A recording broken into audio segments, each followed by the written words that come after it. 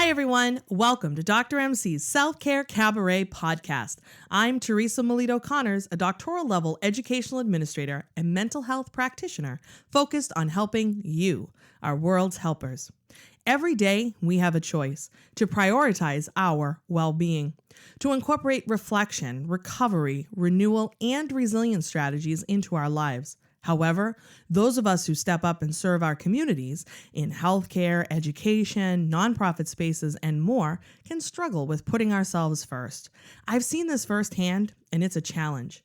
Enter Dr. MC's Self-Care Cabaret podcast. Here, we have real, intimate conversations with leading experts passionate about accessible, sustainable self-care in its 10 domains. It's all about the hard work we can take on together to find our spotlight. And before we dive into today's guest, I want to talk a little bit about how I got interested in Ayurveda and started studying Ayurveda. It actually goes back to how I started getting interested in self-care. This was about 2011, fresh out of grad school, round one, with my master's in school counseling, ready to head off into the world of being a guidance counselor. And I got hired at a therapeutic high school here in the greater Boston area.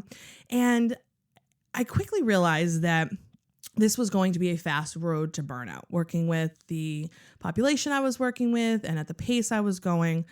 But at the time, I thought it was something that was just special for me, that no one else experienced, stress or anything at their jobs.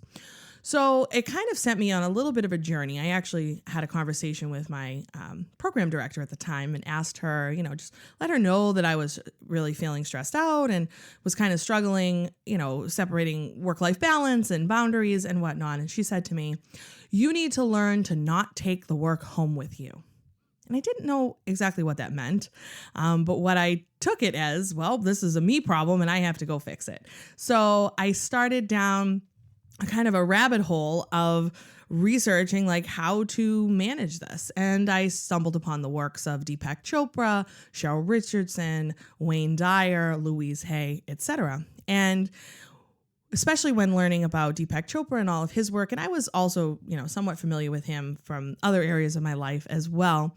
But he would talk a lot about Ayurveda. And I thought, what is this? So I started looking things up and I stumbled upon a practitioner in the Boston area named Kate O'Donnell. And I went to several workshops with Kate. She taught me so much about Ayurveda and her workshops were phenomenal. I credit her for kind of helping me set up my dinacharya, which is my morning routine, my daily routine, and some of the other Ayurvedic principles that I incorporate into my life definitely came from workshops and classes with Kate over the years. And so I am so excited to welcome her today to the podcast as today's guest. How cool is that? So if you're not familiar with her work, Kate O'Donnell is the author of 3 Ayurvedic cookbooks, including the Everyday Ayurveda Guide to Self-Care, the Everyday Ayurveda Cookbook, a seasonal guide to eating and living well, and Everyday Ayurvedic Cooking for a Clear, Calm Mind, 100 Sattvic Recipes. She is a nationally certified Ayurvedic practitioner and founder of the Ayurvedic Living Institute. She is also a faculty member at the Kripalu School of Ayurveda and the Yoga Veda Institute. And without further delay, here is our conversation.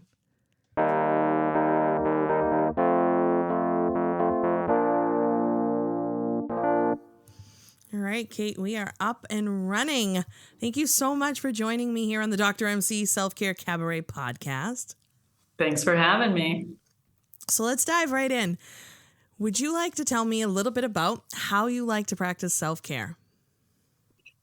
Ooh, that's a good question. I'm a big morning person when it comes to self-care. Okay.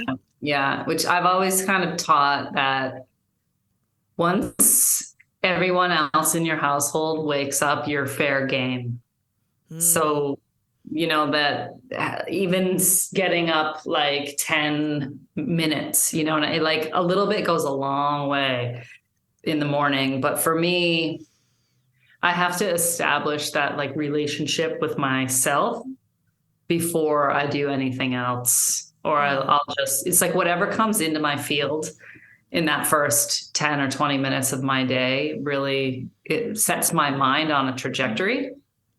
So whatever that thing is, like if it has to do with just sort of like sensory care, that's ideal. And I feel like it like prepares me to just be myself and inhabit this body as I go forward into the rest of the day, rather than inhabiting just the mind, you know, and like thoughts and stories and like tasks and things like that. It's like self-care to me is very much about being embodied, like caring for this body. Yeah. I love that. And I love how you highlight that a little goes a long way, because I think sometimes folks get caught in the trap that if they don't have a lot of time, then why bother doing anything at all? Absolutely. And I have a history of being an obsessive self-carer. Uh-oh. And that in itself causes dis-ease. Correct. You know, so I have learned that in some ways, if it ain't broke, don't fix it.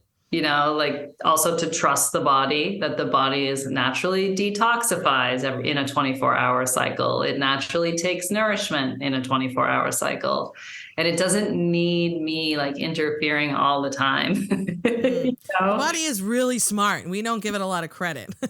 Yes. Yeah. And it's, again, to me, if I just keep it to things that support the strength of this body, you know, so that I just like age well and have less pain and, you know, digest my food well and those sorts of things. Very simple stuff, very simple intention behind it.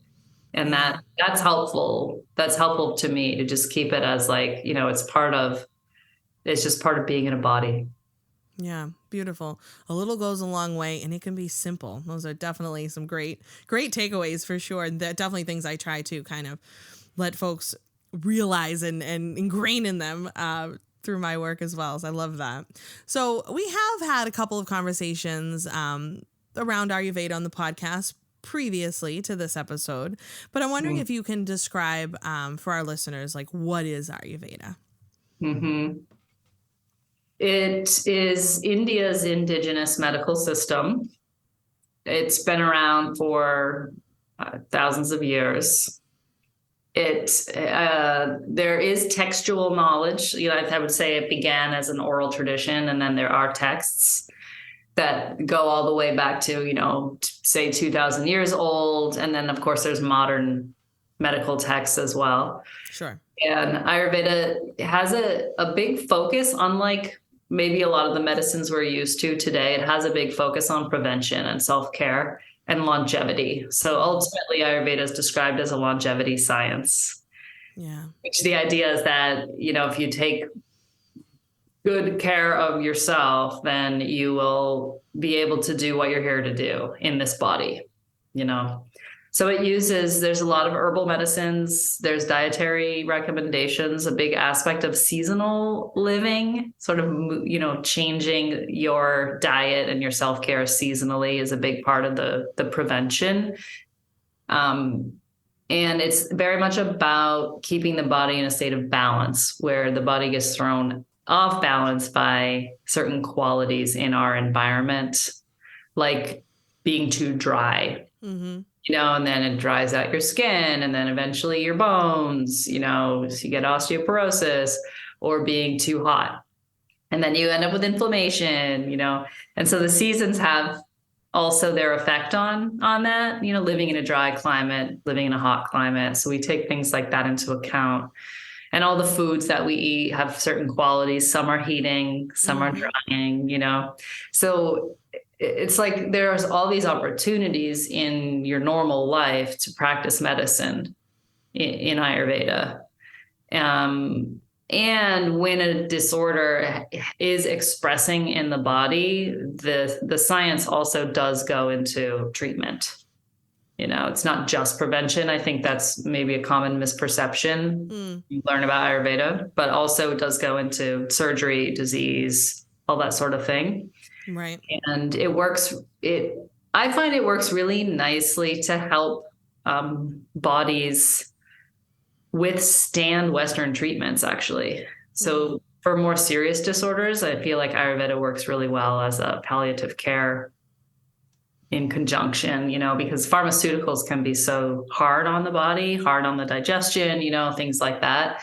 Absolutely. So, yeah. So in cases where people are using Western medicine in serious ways, it doesn't mean Ayurveda's out. There's actually still a lot there that can help people. Yeah.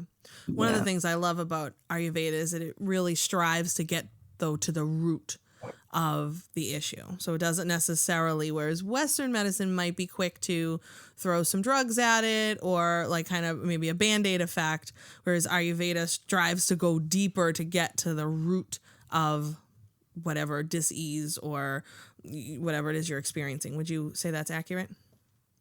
Definitely. Yeah. So that root often can be traced back to a quality or a group of qualities, right? That, things got too hot and too moist, so there's always inflammatory processes going on in a body.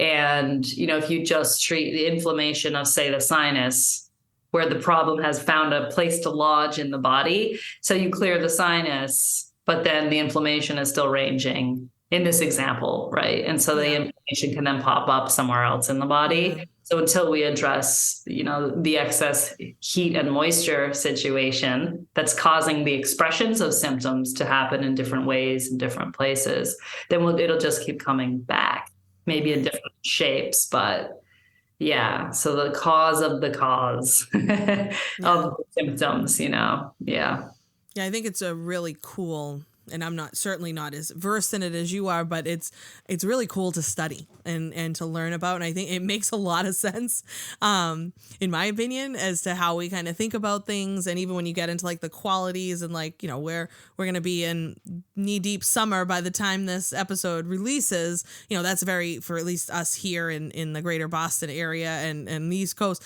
it's going to be hot. So that's not necessarily the time maybe for spicy foods or to make sure you're keeping those things in balance. So you want to talk a little bit about maybe just some of the examples of like foods, like what's maybe a cooling food versus a heating food and stuff like that. Yeah. Yeah. So the way we look at everything in Ayurveda breaks down to the 5 elements: space, air, fire, water, earth, kind of like Chinese medicine has also an elemental basis. So each of those elements is a substratum for quality, like fire is hot and space and air are cold, right? So we look at it through that lens. So anything that contains fire is hot. So things that are salty, things that are spicy, and things that are sour. And sour is like very much an action that happens when we ferment things. So fermented foods and drinks are heating. Those are a great example of things that heat you up. So like whiskey is a very clear example. You have it literally burns, So all of our like alcohols and kombuchas and things like that increase heat in the body. Things that are cool are usually things that, like, when you have a sip of whiskey, it feels hot. When you have something cool, you feel like refreshed, like the Irish Spring feeling. And that cucumber is like a really easy example. You can feel that when you eat a cucumber, that it is cool. So also something like cilantro. We tend to put cilantro on spicy food as a balancer. Yeah. And then something like milk is actually cool. It's like, it's not an acidic hot thing. It's quite the opposite. And then we find a lot of cooling, like watermelon. All the melons are very cool. We tend to reach for those in hot weather as well, and because if something's like served on ice, it doesn't make it cooling. Right. I was just thinking that. Yeah. So like your iced coffee, like coffee is one of those acidic hot foods. So even if you ice it, it's still going to increase heat in the body. and feed those kind of inflammatory hot processes, irritability and acid stomach and things like that. I just had a flashback of working with you and showing up, I think, at one of our appointments, and I had this giant ice water thing, and you were like, okay, cool. How much of that do you drink a day? And I don't know, some ridiculous amount of I was drinking, and you were like, yeah, no, that's not. And oh, but it's ice. You're like, no, I think it was some sort of tea mixture. And you were like, no, that's not, you're putting out the fire in your belly, I think is actually what you said. Right. Iced drinks, are one of those kind of general, not great ideas in Ayurveda, because your belly it's a fire in there that digests your food. So when we douse it with cold drinks, it inhibits our ability to digest food, but also to absorb and assimilate it later down the line. Yeah. I think it's fascinating when you start like thinking about it in that way. And I love how Ayurveda kind of breaks down seasonally, like different things. And sometimes, food, whatever, we don't need to get into food politics, but, we can get sometimes foods that are not seasonally appropriate in other seasons. And that isn't maybe the best thing because from an Ayurveda perspective, anyway, it's out of season. It's kind of out of balance, right? Yes. Right. Yeah. Seasonal eating, like eating the things that are in season where a person is considered like a wonderful health regimen. Local seasonal food, which in New England can be a bummer. I get really sick of apples. Yeah, apples, pumpkins, squash. Yeah, I love squash. I could actually eat squash all the time, but I get so sick of apples being like the fruit, you know? The fruit of fall. Yeah, some strawberries and cantaloupe back. Right, exactly. So when those things are in season, I kind of go nuts on them. Yeah. So I'm going nuts on fruit from like June, July, August. And then I start going nuts on squash in the fall. And I do very much follow a seasonal diet. And I like that it creates variety for me in my diet. So I'm eating everything, I'm enjoying all the different food groups over the course of an annual cycle, just not all like in the same week. Yeah, sure. Yeah. Yeah, I think it's pretty cool. So if someone was maybe interested in getting started learning about Ayurveda, is there a place you kind of recommend they begin? To toot my own horn, I think my first book, the Everyday Ayurveda Cookbook, that's what it's for. And food and digestion are such an important part of Ayurveda because our body is built of food, and our 5-element composition is the result of the food that we eat. And all the science teaches that all diseases and disorders at some point, if we go back to the cause of the cause, began in the digestive tract. So like we're all about kind of easy to digest foods, and eating like heavier foods at certain times of day and lighter foods at other times of day. And in that book, the Everyday Ayurveda Cookbook, I teach like all about the 5 elements and all about the qualities of so many different foods that appear seasonally. And it's great if your audience is kind of maybe a little more New Englandy, they'll love it because it's like, that's where I live and, wrote the book. But people in other climates can also just sort of apply the qualities of their own seasons and be like, okay, my place is, hot and dry. And so you can sort of choose the foods that are most beneficial for you based on your body and your climate. And then it's just simple recipes. Yeah. Because the idea is that if food is our medicine, we want to take an interest in it. Just take an interest in food as medicine. And so that's why I wrote a cookbook. It was like, let's try to lure everyone into, the kitchen a little bit. Absolutely. And, yeah. So I do think that's a great place to start. Yeah. Yeah. You're allowed to toot your own horn. Absolutely. And if I didn't think so highly of you, you wouldn't be on the show. Cause I love your work and I have all 3 of your books and they're not only are they super helpful, very accessible, well done, they're also just aesthetically pleasing. The photography is gorgeous. Like they're beautiful books. So we'll definitely make sure all your info is linked and folks know where to find the books. But that's good to know that would be what you would recommend is a good place to start.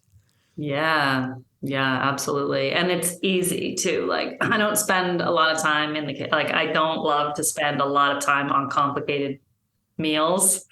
So it's simple, anything you can do in like 20, 30 minutes. Awesome.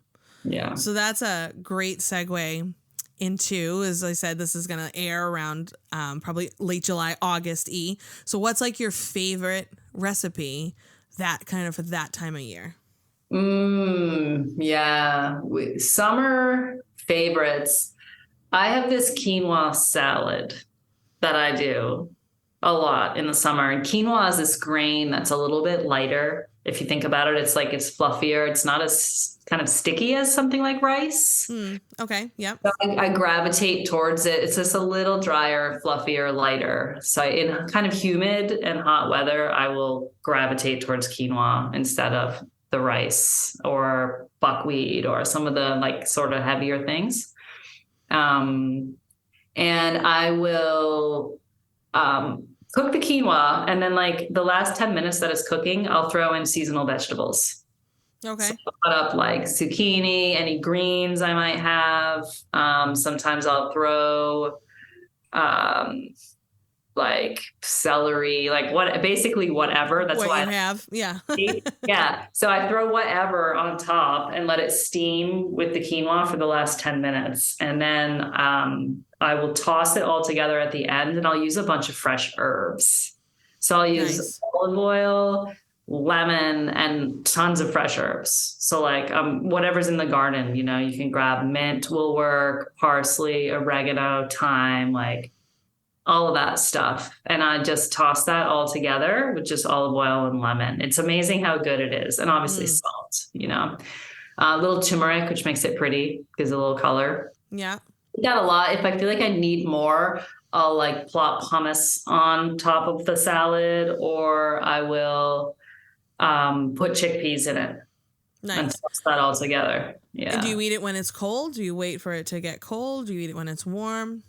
So that's what I like about this. So like the ice water thing, Teresa, that we've already discussed, eating cold, like refrigerator cold food is also not fantastic for the gut. For myself, it like hurts when I eat cold food. So what I like about the quinoa salad, however, is that you can eat it when it's hot, or you can eat it at room temperature. So it's like my number one barbecue bring food. I bring the salad to the barbecue, and then it's room temp when we eat it, and that's fine. So it's good for those like really hot days where nothing sounds good. Yeah. The other thing, if I could go on all day, this is like my favorite time of year for eating. Although I think I would say that all year actually.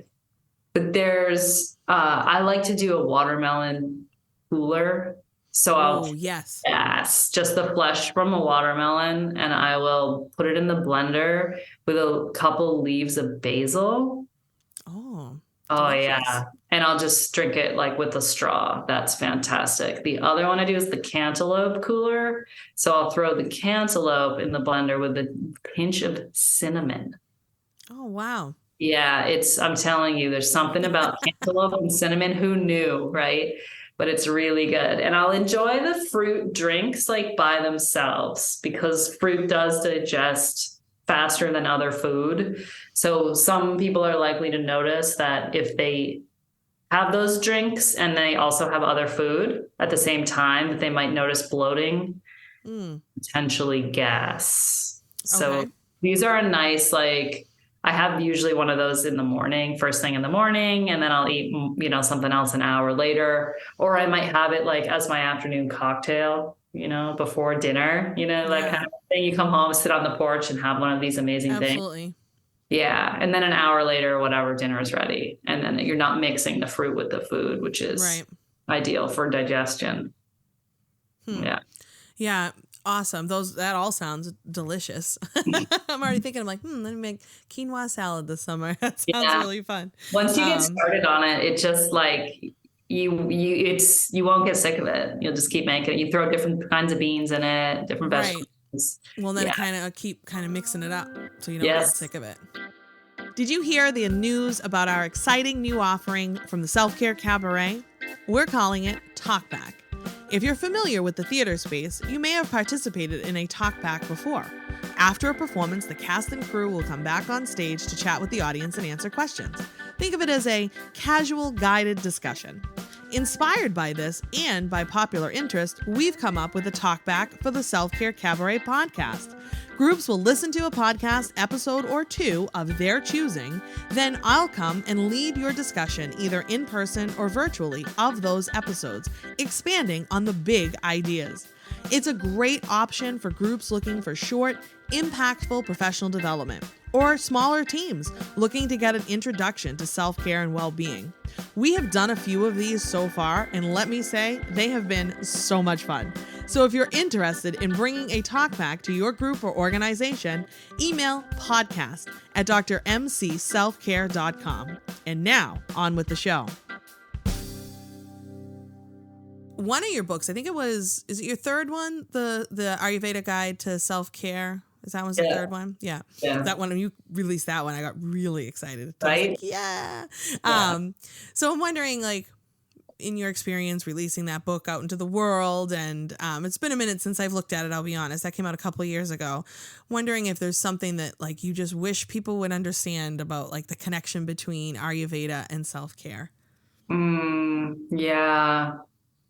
Yeah, that's a great question, Teresa, because it's kind of why I wrote the book, is that I felt like people learned about Ayurveda, and Ayurveda does have these like self-care rituals that are baked in for longevity, so you wake up in the morning and you scrape your tongue and you splash your eyes with cool water, We love a dinacharya here on the podcast. Yes, yeah, exactly. Maybe we oil the nose and the ears, so it's just this basic care of the sense organs. And then, there's the oil massage and there's the oil pulling, and like people are very curious about all this stuff, but I found that people didn't know like when to use what. Back to where we started, which was keeping it simple and not trying to do it all. I found that like people feel like, oh, I have to do all the Ayurvedic routines or I'm not healthy. Sure. So what I wanted to kind of flesh out there was a little more of like how each of these practices works, like what it actually does, in your body. And so if your eyes bother you, maybe you want to focus more on the eye stuff. If you have receding gums, maybe oil pulling is worth bringing in, and that there's also the seasonal changes. So maybe you need more oil in a dry season and you don't have to worry about it when it's wet in your climate, So I felt like people weren't like getting all that, connecting all those pieces that, something like oil massage is important to balance the dry quality. So if one is not dry, if you don't experience, dry skin or dry poops, or dry scalp, dry eyes, and if those things don't bother a person, then they can put their energy elsewhere. Right. And get better results. Yeah, I could definitely see, though, how people get kind of whipped up in the idea. It goes back to, like, if they don't have a ton of time, well, if they can't do, like, all the things, why bother doing any of the things? And I'm always like, no, if you only have 5 minutes and, like, you take a quick walk or just do some gentle stretching or throw on your favorite song and have a 5-minute dance party, like, that is still beneficial. That is still good. Do that. Yes. Yeah. It's almost more beneficial. I feel like, you've probably noticed this, that the potency of self-care grows with time. So it's like you actually need to do less and less because your body, it's like you just like lock into this zone. Yeah. Like the 5-minute dance party and your body's like, yep, we got this. Yep, like we're good to go. Yeah, for sure. Well, I think too, if you're constantly doing those things in a foundational way, you tend to stay more in balance just in general. So then when something happens, you're not going to, maybe, you might get pulled a little off balance here and there or whatever, but it's not, you're going to be able to recover more quickly too. Yeah.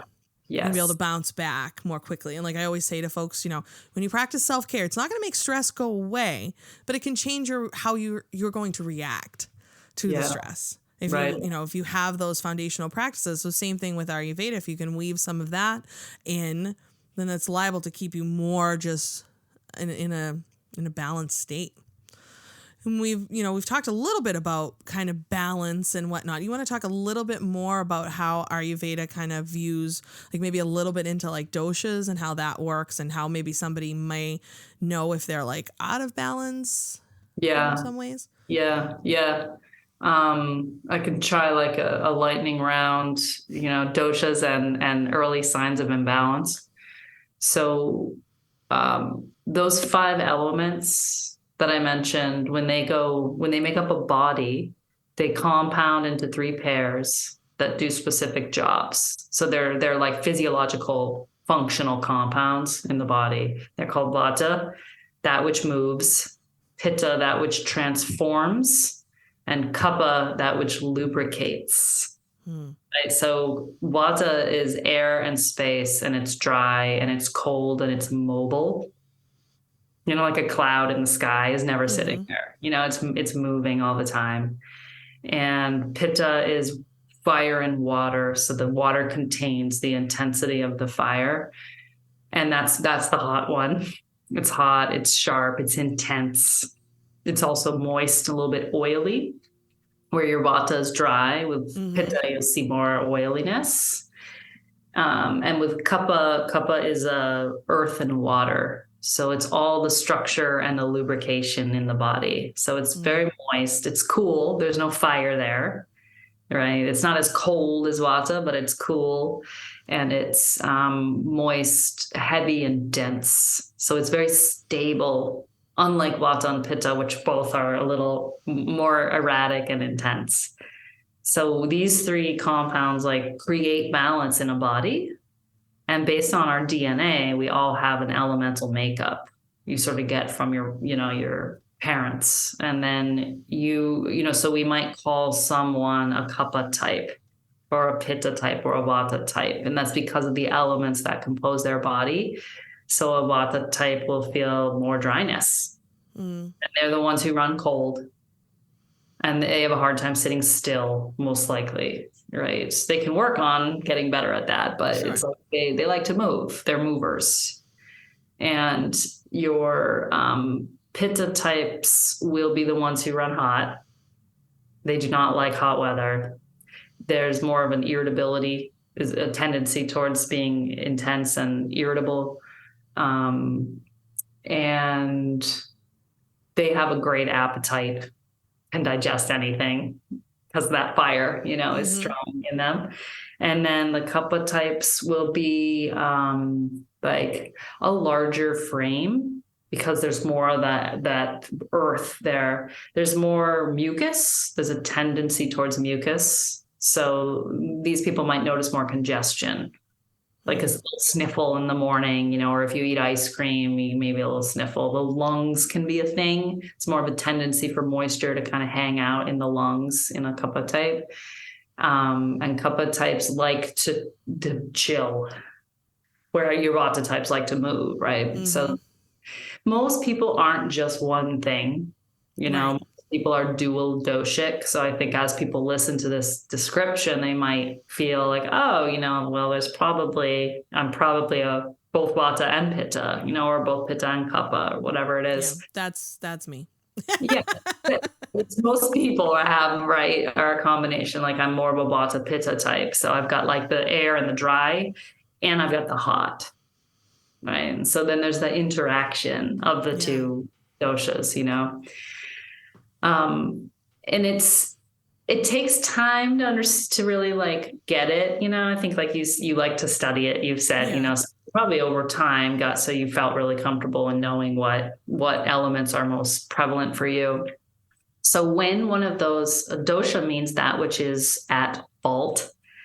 So over the thousands of years of observation, the Ayurvedic masters could see that when there was a disease process in a body, it always went back to an imbalance of one of these three compounds. So it's very much like the Greeks had the wind, bile, and phlegm, the three humors. It's the same, right?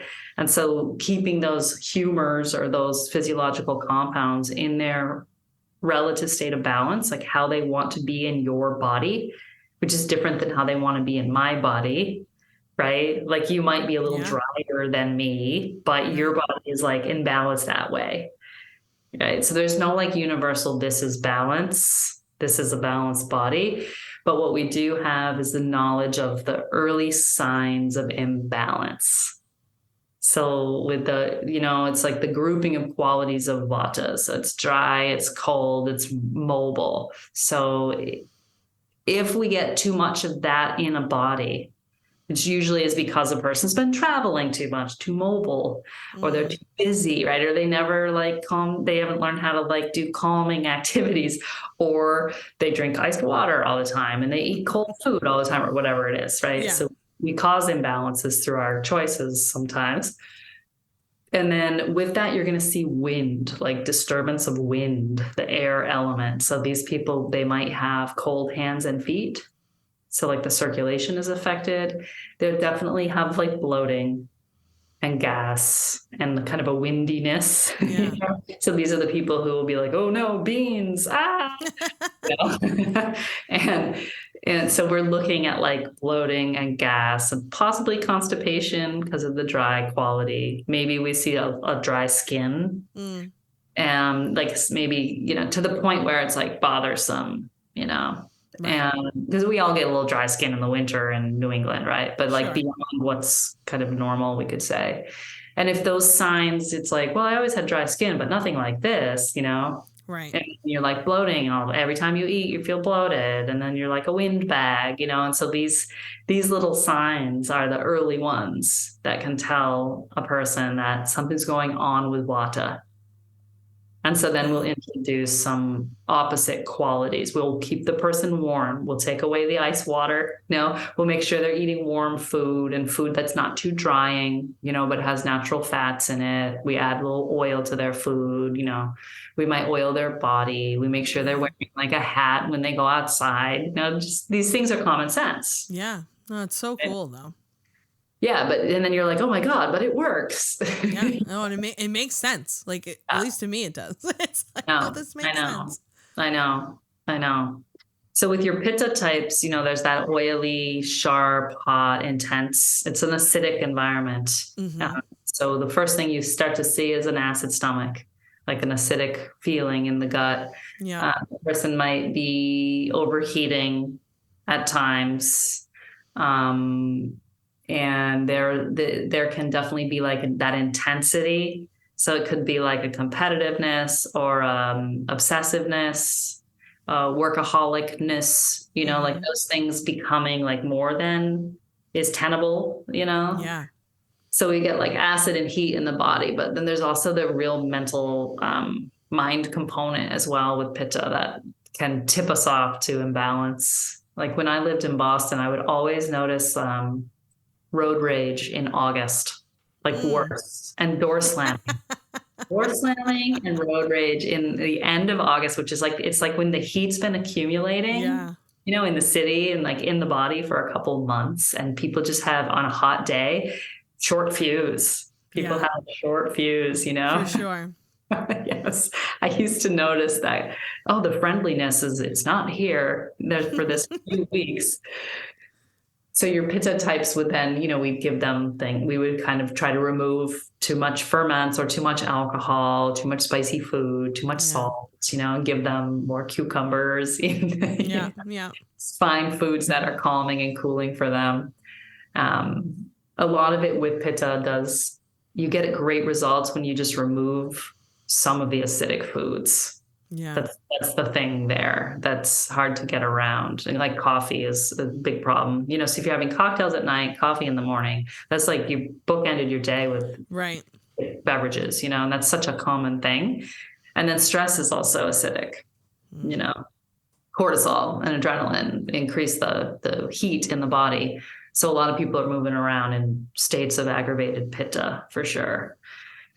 And with the kapha, it's that mucus, that we look for. And so interestingly, there is naturally a lot of mucus in the stomach. It protects the stomach from the fire, so that's the first place we might notice an accumulation.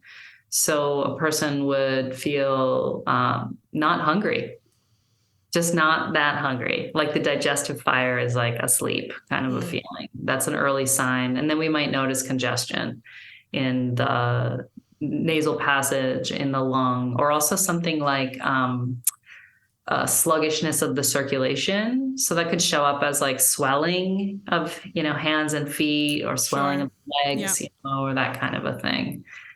So it's like excess water. So it's either going to be moisture, or we might also see it like in the body as different parts of the body swelling.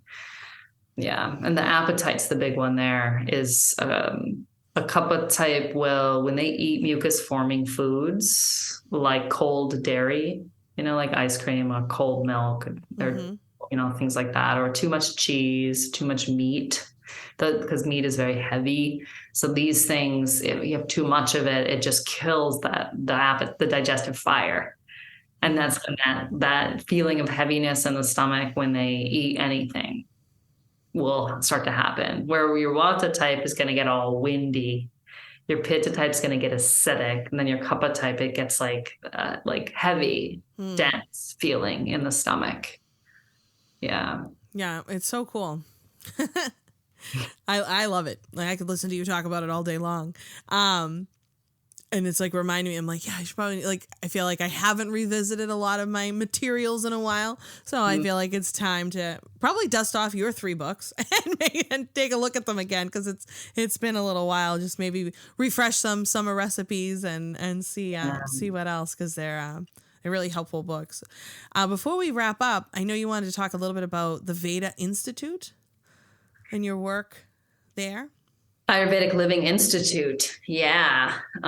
Which I was just thinking when you were talking, like I also have, 1.5-hour long seasonal workshops. So if somebody feels overwhelmed by like a book and just wants like summer, I have like a summer self-care workshop, for example, that people Ayurvedic Living .institute, and it'll be, you go under self-care, and there's basically a workshop for every season. Yep. Perfect. That could be a nice place also to start. Somebody could just watch the summer one, and just start there and see if something hits you, and there's years of content on that website. I know it's a lot to look at. So I think for people who are newer, there's the Intro to Ayurveda course, or just catch a seasonal workshop and see where it takes you. Or there's something like sleep, there's a workshop on improving sleep, and just sometimes like a simple topic is a great way to just get into it. Yeah.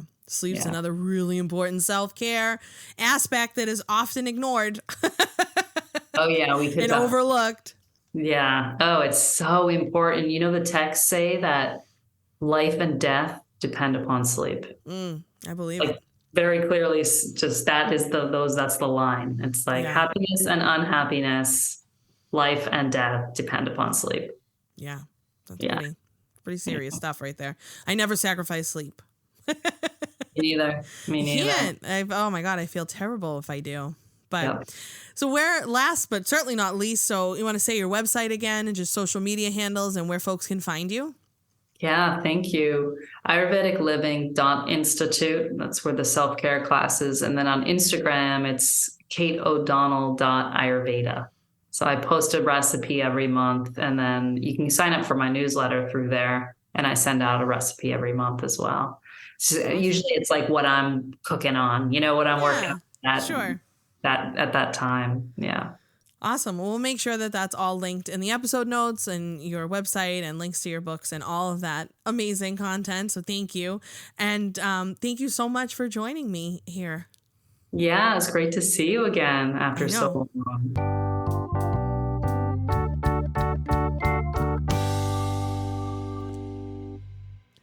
That was such a fabulous conversation, packed with info.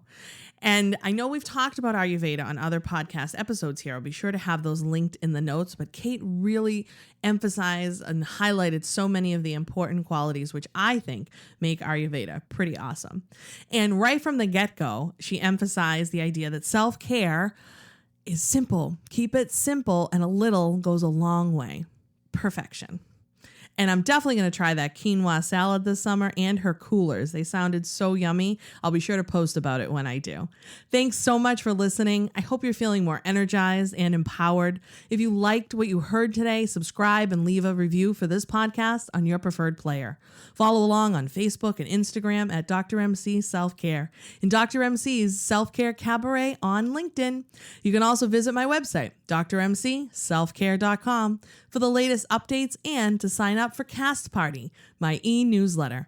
And if you're interested in having me present to an audience near you, email info@drmcselfcare.com. Thanks again, stay well, and do good.